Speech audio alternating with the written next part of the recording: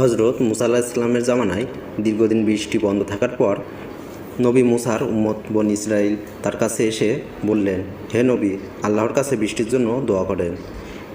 এই বৃষ্টিবিহীন গরম আর সহ্য হয় না। তখন হজরত মুসা আলাইহিস সালাম সবাইকে নিয়ে বৃষ্টির জন্য নামাজ পড়ে দোয়া করতে শুরু করলেন। তখন হজরত মুসা আলাইহিস সালামের দোয়া করার সাথে সাথে রোদের তীব্রতা আরও বেড়ে গেল। হজরত মুসা আলাইহিস সালাম অবাক হলেন। তিনি জিজ্ঞাসা করলেন, আল্লাহ, বৃষ্টির জন্য দোয়া করলাম, তুমি রোদের তেজ বাড়ায় দিলে।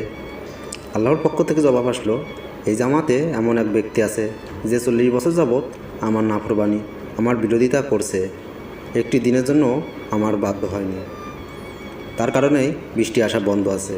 হযরত মুসা আলাইহিস সালাম জামাতের দিকে তাকিয়ে সেই অজানা লোকটিকে বের হয়ে যেতে বললেন। সে লোকটি ভাবল, এখন যদি বের হয়ে যায় তবে সবার সামনে পাপী হিসেবে লজ্জা পাবো, আর যদি থাকি তবে বৃষ্টি আসা বন্ধ থাকবে।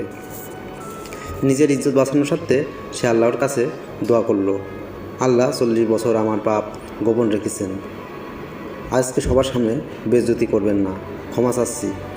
একদিকে দোয়া শেষ হলো, অন্যদিকে আকাশ ভেঙে বৃষ্টি শুরু হলো। হযরত মুসা আলাইহিস সালাম আবারও অবাক হয়ে জিজ্ঞাসা করলেন, আল্লাহ, কেউ তো জামাত থেকে বের হলো না, তবে বৃষ্টি দিয়ে দিলেন যে? আল্লাহ জবাব দিলেন, যার কারণে বৃষ্টি আসা বন্ধ ছিল তার কারণেই বৃষ্টি শুরু হলো, আমি তাকে ক্ষমা করে দিয়েছি। হযরত মুসা আলাইহিস সালাম জিজ্ঞাসা করলেন, লোকটির নাম পরিচয় তো কিছু জানালেন না। আল্লাহ বললেন, যখন পাপে ডুবেছিল তখন জানাইনি, এখন তওবা করেছে, এখন জানাবো।